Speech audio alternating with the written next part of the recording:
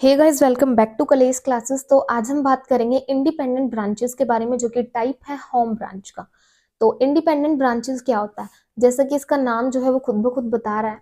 सो independent branches, independent, तो ये जो ब्रांच है ना, ये डिपेंड नहीं है हेड ऑफिस के ऊपर ऑपरेट करने के लिए, ठीक है ना। तो ये ब्रांचेस जो है इनको कम्प्लीटली फ्री कर दिया गया है कि ये खुद अपने हिसाब से बिजनेस कर सकते हैं, बट जो पॉलिसीज हेड ऑफिस ने बनाई है उन पॉलिसीज को फॉलो करते हुए ये क्या कर सकते हैं, अपने हिसाब से जो बिजनेस है उसको ऑपरेट कर सकते हैं। कंप्लीटली फ्री कर दिया गया है इन ब्रांचेस को। तो जो ब्रांचेस कंप्लीटली फ्री हैं ऑपरेट करने के लिए, उनको क्या बोलते हैं, इंडिपेंडेंट ब्रांचेस बोलते हैं, ठीक है ना।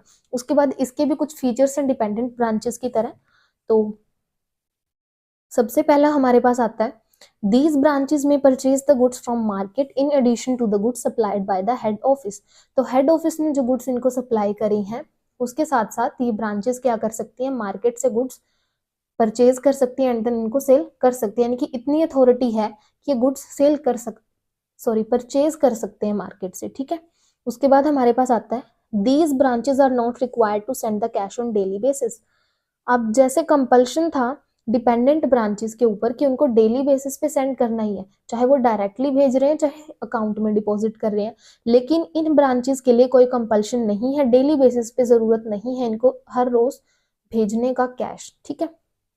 उसके बाद हमारे पास आता है, the relationship between the branch and the head office is that these are owned by the head office and the profit और loss of these relates to the head office. जो इनके बीच का रिलेशनशिप है ना, ब्रांच के बीच का और head office के बीच का, वो कुछ इस तरीके का है कि ये ऑन किसके द्वारा करा गया, हेड ऑफिस के द्वारा, ठीक है ना।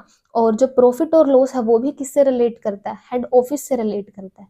इसीलिए तो वो अकाउंट्स मेंटेन करते हैं प्रॉफिट और लॉस एसरटेन करने के लिए, ठीक है ना। उसके बाद हमारे पास आता है, at the end of the year the branches send its trial balance to the head office on the basis of which it prepares final account। उसके बाद क्या होता है, अब जो इंडिपेंडेंट ब्रांचेस हैं वो अपना ट्रायल बैलेंस मेंटेन करते हैं, प्रिपेयर करते हैं, और वो किसको भेजते हैं, हेड ऑफिस को भेजते हैं, जिसके बेसिस पे वो क्या बना लेते हैं, फाइनल अकाउंट्स बना लेते हैं। उसके बाद हमारे पास आता है, in the books of branches there exist head office account in place of capital account. जैसे हम नॉर्मल अकाउंट बनाते हैं, मान लो पार्टनरशिप के अंदर कैपिटल अकाउंट भी बनता है ना पार्टनर्स का, लेकिन यहाँ पर कैपिटल अकाउंट की बजाय क्या बनेगा, हेड ऑफिस अकाउंट बनता है बुक्स ऑफ ब्रांचेस। जो ब्रांच अपनी बुक्स बनाएंगी, ब्रांच अपनी बुक्स मेंटेन करेंगी, उनके अंडर हेड ऑफिस अकाउंट होगा कैपिटल अकाउंट की बजाय, ठीक है जी।